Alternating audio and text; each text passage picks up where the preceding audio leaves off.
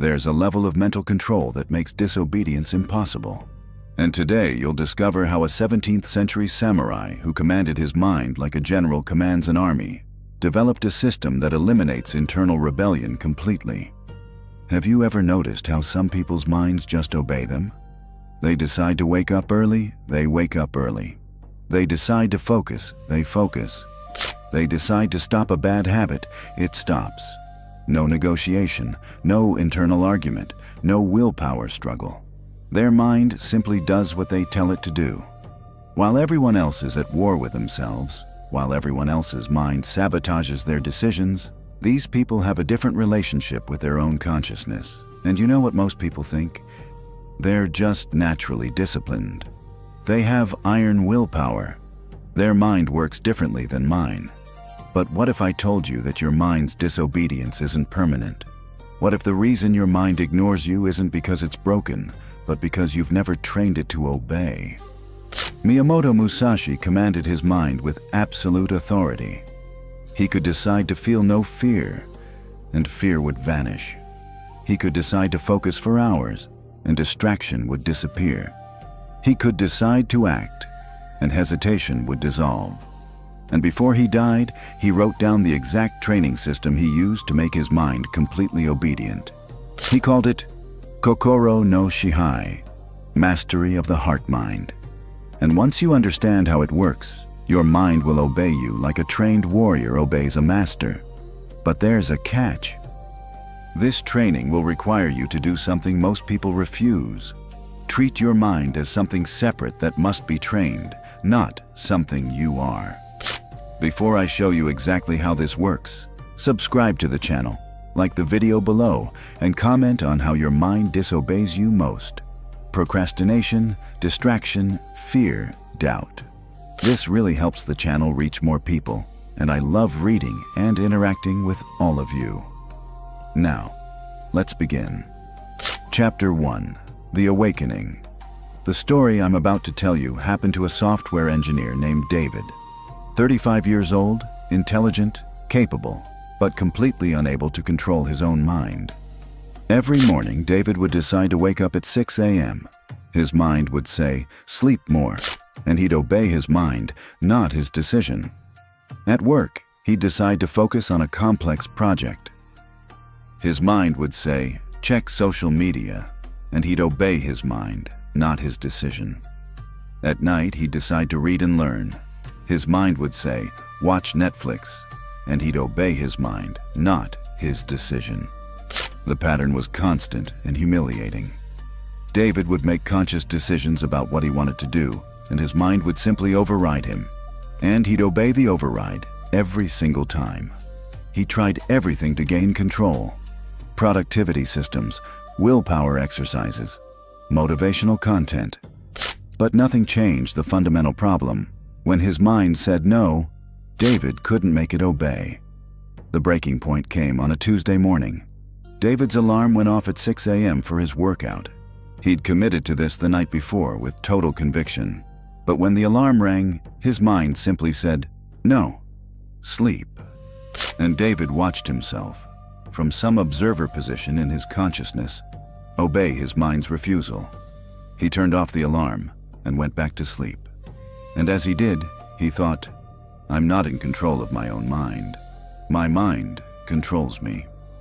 He woke up at 9 a.m., late for work, hating himself. And he realized he'd spent 35 years obeying his mind's commands. He'd never once made his mind obey his commands. That evening, he searched How to Make Your Mind Obey You, and found a discussion about samurai mental training. Someone quoted Miyamoto Musashi, "The undisciplined mind is like a wild horse. It will throw you, injure you, and never take you where you want to go. The trained mind is like a trained horse.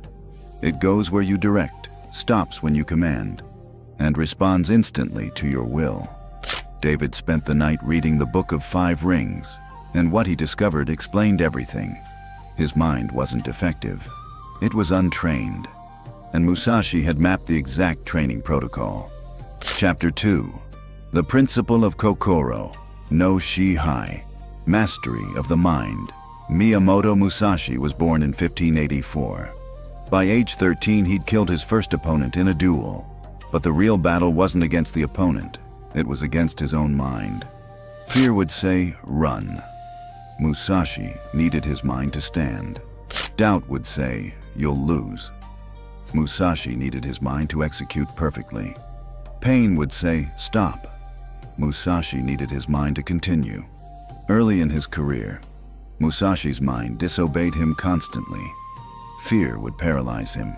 Doubt would make him hesitate. And hesitation in a death match means death. So Musashi developed what he called Kokoro no Shihai, mastery of the heart-mind. He discovered that most people have it backwards. They think they are their mind, so they have no leverage to control it. Musashi realized, you are not your mind. You are the master. Your mind is the servant, and servants must be trained to obey. He wrote, you must establish yourself as the master and your mind as the tool. When the tool disobeys, you must discipline it. When the tool obeys, you must strengthen it. A craftsman who cannot control his tools produces nothing. A warrior who cannot control his mind dies. David read this and had a revelation. He'd been asking his mind to cooperate. Musashi wasn't asking, he was commanding. And when the mind disobeyed, he disciplined it until it learned to obey. A Stanford neuroscientist who has been studying executive function and self-regulation for 18 years explains, the prefrontal cortex, your conscious decision-making center, should be dominant over limbic system impulses. But in most people, the relationship is reversed. The limbic system generates impulses, and the prefrontal cortex rationalizes obedience to those impulses. This can be retrained through systematic discipline protocols. David tested this immediately. His mind said, check your phone. Previously, he'd negotiate, maybe just once. Now, he commanded, no, we're focusing. His mind rebelled with discomfort. But David didn't negotiate. He simply held the command. And after 30 seconds, his mind obeyed. It was the first time in his life he'd felt like the master of his own consciousness. Chapter 3. The Principle of Tanrin. Forging through resistance. 1 week into practicing command over negotiation, David discovered a problem. His mind would obey small commands, but when David gave a big command, we're working on this difficult project for 3 hours straight, his mind would simply refuse. And the refusal was so strong that David couldn't override it. He went back to Musashi's writings and found the principle he'd missed. Tanrin, forging through resistance. The sword is forged by being heated to extreme temperature and hammered repeatedly. Each strike makes it stronger. The mind is the same.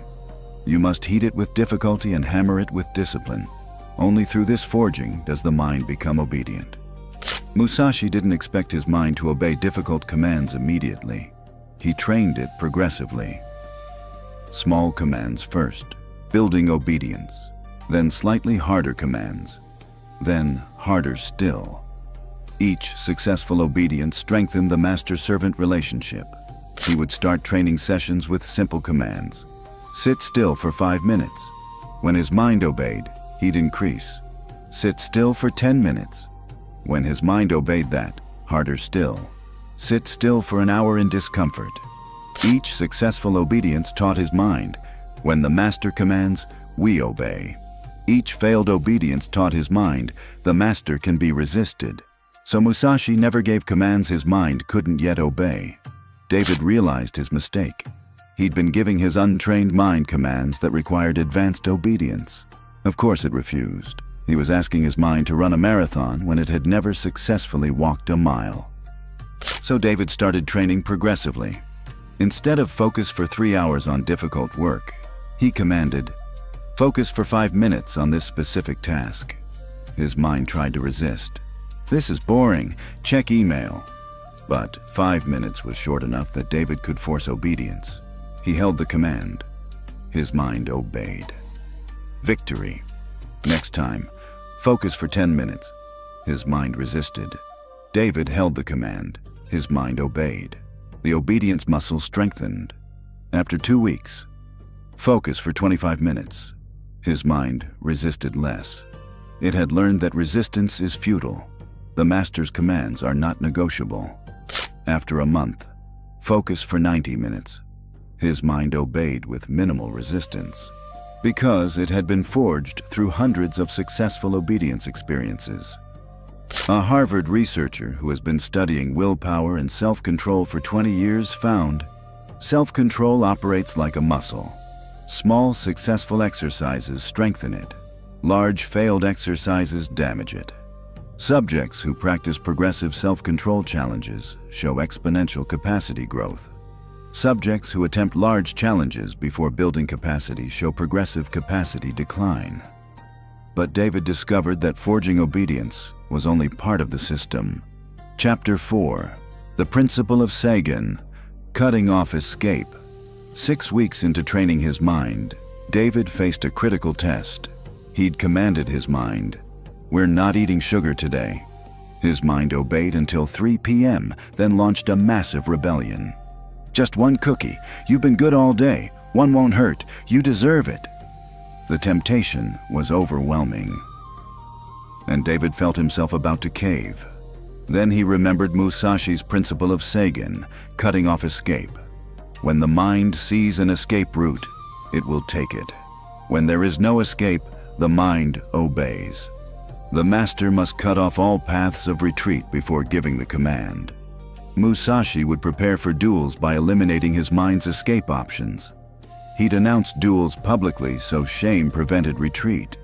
He'd study his opponent until he knew running was more dangerous than fighting. He'd meditate on death until dying became acceptable, removing fear's power to make him flee. By the time the duel arrived, his mind had no escape routes. Obedience was the only option. David realized he'd given the command without cutting off escape. His mind could see the path. Go to the kitchen, open the cupboard, eat the cookie. That visible path undermined the command. So David applied Sagan. He took all the sugar in his house and threw it away. Now the path required: get dressed, drive to store, buy sugar, drive home, eat sugar.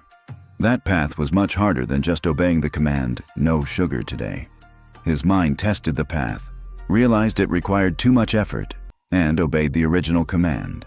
David started applying this systematically. Command: work out every morning. Sagan: lay out workout clothes the night before, set alarm across the room, tell roommate to shame him if he doesn't work out. Now the escape path, staying in bed, requires social humiliation, easier to obey. Command: no social media during work hours. Sagan: delete apps from phone, use website blocker, tell colleague to check that he's not on social media. Now the escape path requires reinstalling, finding passwords, disappointing someone. Easier to obey. Musashi wrote, "The warrior prepares the battlefield before the battle. He removes all paths that lead to defeat. Then, victory becomes inevitable." A Yale psychologist who has been studying temptation and resistance for 17 years explains, environmental design is more powerful than willpower. When the path to temptation is made difficult, compliance increases by 60–80%. The mind calculates effort. When temptation requires more effort than compliance, compliance wins. This isn't weakness, it's strategic design. But David discovered one more critical element. Chapter 5.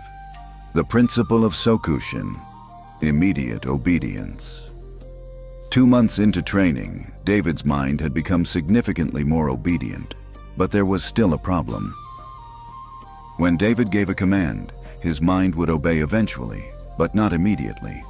There was always a negotiation period. Command: get out of bed now. Mind: in 5 minutes. 10 minutes later, David would get up. He was obeying, but not immediately, and that delay was a form of disobedience. He found Musashi's teaching on Sokushin, immediate obedience. The warrior's body must respond instantly to his will. Between command and execution, there must be no gap. If the warrior commands strike and his body hesitates, he dies. Train your mind to obey the instant you command, not when it feels ready. Musashi trained immediate obedience ruthlessly. He would give himself commands and count. 1, 2, 3.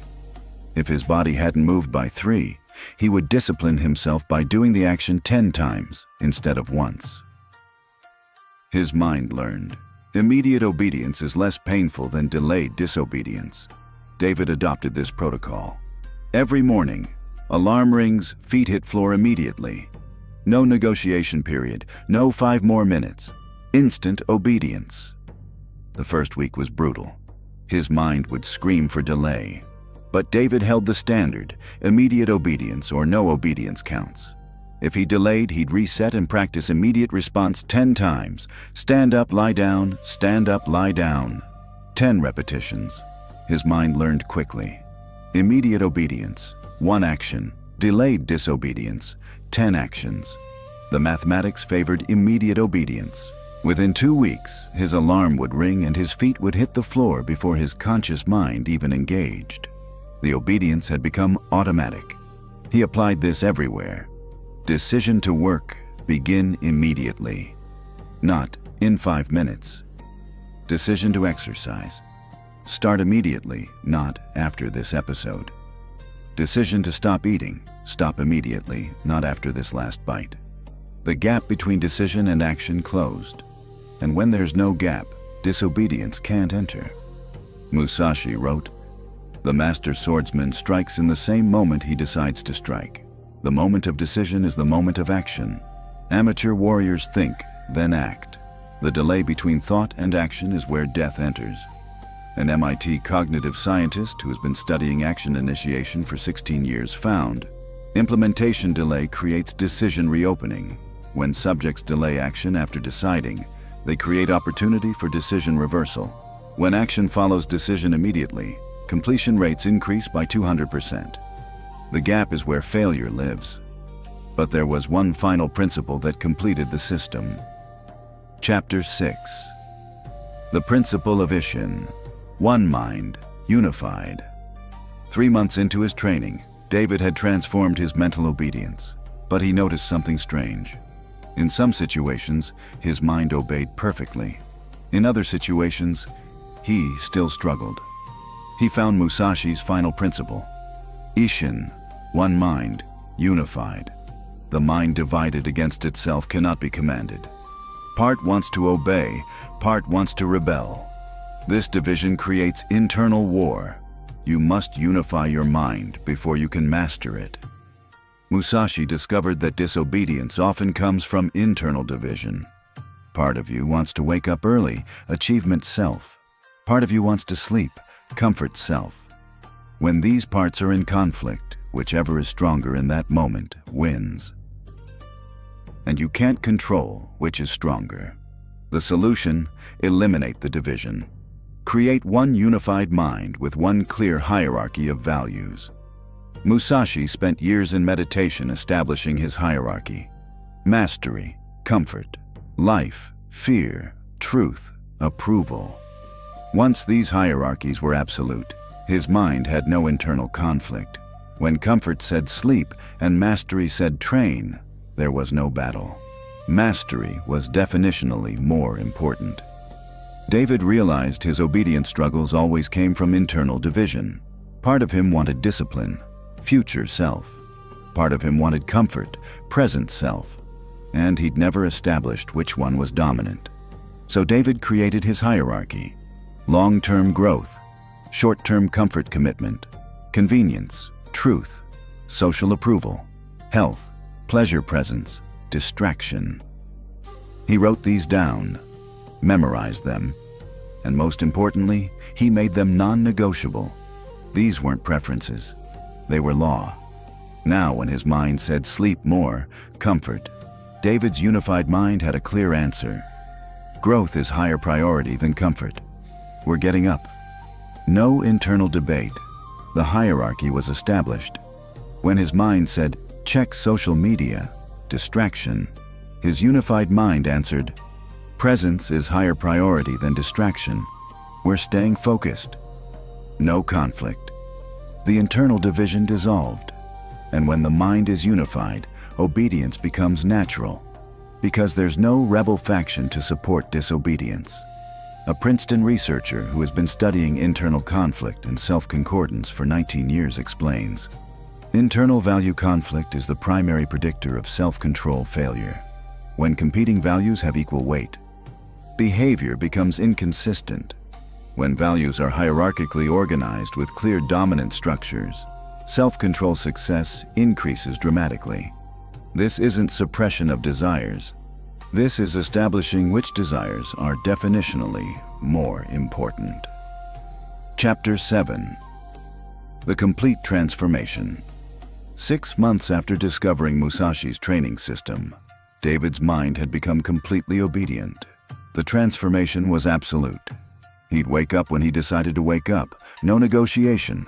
Alarm rings, feet hit floor, immediate obedience. He'd focus when he decided to focus. No distraction. Mind commanded to work, mind works. Complete obedience. He'd exercise when he decided to exercise. No excuses. Body commanded to move, body moves. Total obedience. He'd eat what he decided to eat. No cravings overruling decisions. Menu commanded to follow plan. Menu follows. Perfect obedience. His friends noticed. You're like a robot. You just decide and do. Don't you struggle like normal people? David's answer, I'm not a robot. I'm just someone who trained my mind to obey. Everyone struggles because everyone's mind is untrained. He'd built complete mental obedience through Musashi's 5 principles. First, Kokoro no Shihai, mastery of mind. Establish yourself as master, mind as servant. Command, don't ask. Discipline disobedience, reward obedience. Second, Tanrin, forging through resistance, progressive difficulty, small commands first. Build obedience capacity gradually, never command what mind can't yet obey. Third, Saigen, cutting off escape. Remove paths to disobedience. Make temptation difficult. Make obedience easy. Environment supports commands. Fourth, Sokushin, immediate obedience. Zero gap between command and action. Delay is disobedience. Train instant response. No negotiation period. Fifth, Ishin, one mind unified. Establish clear value hierarchy. Eliminate internal conflict. No competing desires of equal weight. Unity creates natural obedience. David's colleague who'd watched his transformation asked, "How do you have such incredible discipline?" David's answer was precise. I don't have discipline. I have an obedient mind. There's a difference. Discipline is forcing yourself to do things. Obedience is training your mind, so forcing isn't necessary. The trained mind doesn't need to be forced. It simply obeys. Like a trained horse doesn't need to be beaten. It responds to the slightest pressure from the rider. Chapter 8. The Truth About Mental Obedience. Here's what David learned that most people never understand. Your mind's disobedience isn't permanent. It's the result of training. Specifically, training in disobedience. Every time your mind disobeys and you accept it, you train disobedience. Your mind learns, commands are optional. We can ignore them. And the disobedience pattern strengthens. Every time your mind disobeys and you enforce the command anyway, you train obedience. Your mind learns, commands are mandatory, resistance is futile, and the obedience pattern strengthens. Most people have spent decades training disobedience. They make decisions their mind immediately overrules, and they accept the override every single time. By 30 or 40, their mind has learned that it's the master and they're the servant. Musashi did the opposite. From early in his training, he never let his mind disobey without consequence. His mind learned, the master's commands are absolute. Obedience is the only option. David had spent 35 years training disobedience. But in 6 months of training obedience, he'd reversed the pattern completely. Because the mind learns quickly when the training is consistent. This is the truth. You're not battling your mind. You're training your mind. Every interaction is a training session. Either you're training obedience or you're training disobedience. There's no neutral. David started seeing every moment as training. Alarm goes off. Training session. Do I train obedience or disobedience? Impulse to check phone. Training session. Do I train obedience or disobedience? Decision to work. Training session. Do I train obedience or disobedience? Each moment of obedience strengthened his command. Each moment of disobedience would have weakened it. So he chose obedience in every training session. And after 6 months, his mind was trained like Musashi's mind. Instant obedience. No resistance. Complete mastery. A Columbia University researcher who has been studying habit formation and behavior change for 21 years found the relationship between conscious intention and behavioral execution is trainable. Subjects who consistently enforce their intentions show progressive strengthening of intention-behavior coupling.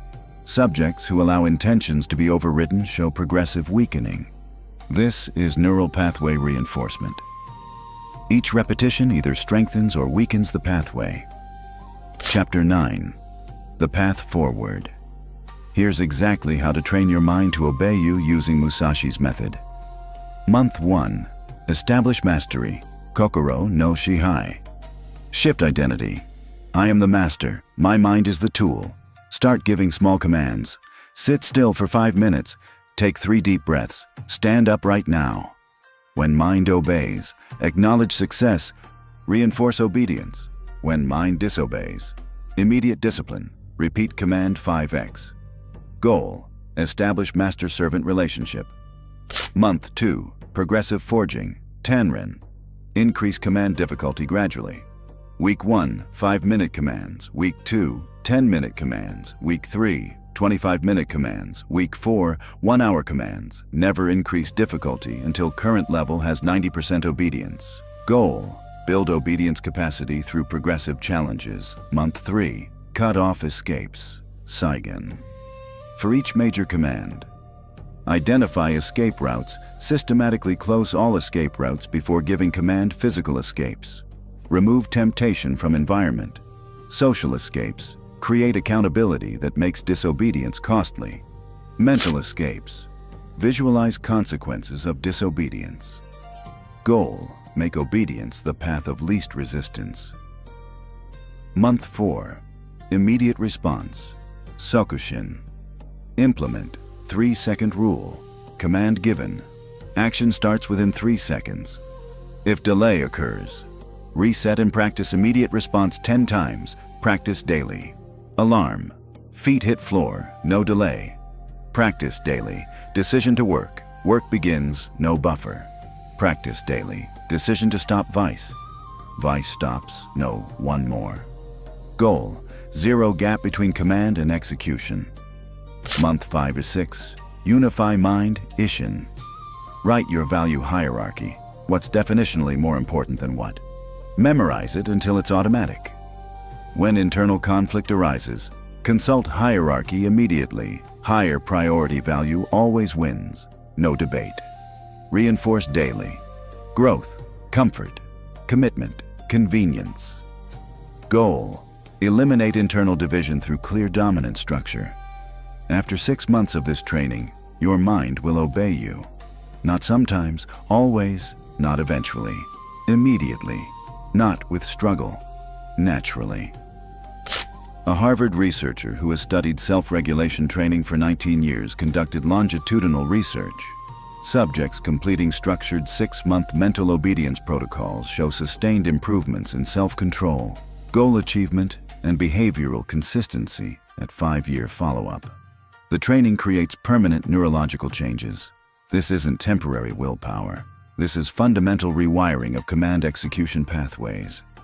Miyamoto Musashi commanded his mind with absolute authority for nearly 50 years.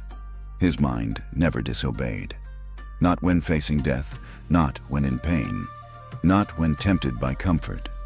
His mind was a perfectly trained tool that responded instantly to his will. His final words were, "I regret nothing." A life lived with complete mental obedience, not achieved through genetics, achieved through training. That's available to you, not the sword duels, not the wandering warrior life, but the obedient mind, the tool that responds instantly to your command, the servant that never rebels. Your mind's disobedience isn't permanent. It's trained, and what's trained can be retrained. Every time your mind disobeys you, you have a choice. Accept the disobedience and train more disobedience, or enforce the command and train obedience. Musashi chose enforcement every single time for 50 years. That's why his mind was completely obedient. If this video changed your perspective on mental control and self-mastery, subscribe to the channel and activate the bell. And tell me in the comments, what's the first command you're going to give your mind and enforce absolutely? Write it publicly, specific command. My mind will, specific action, when I command it. Because public commitment is the first step to enforcement. Remember, you're not fighting your mind, you're training your mind. And training works when you're consistent. Thank you for watching. If you've made it this far, you're ready to stop negotiating with your mind and start commanding it. Now go establish mastery. Now go forge obedience. Now go train the mind that obeys. The transformation begins now.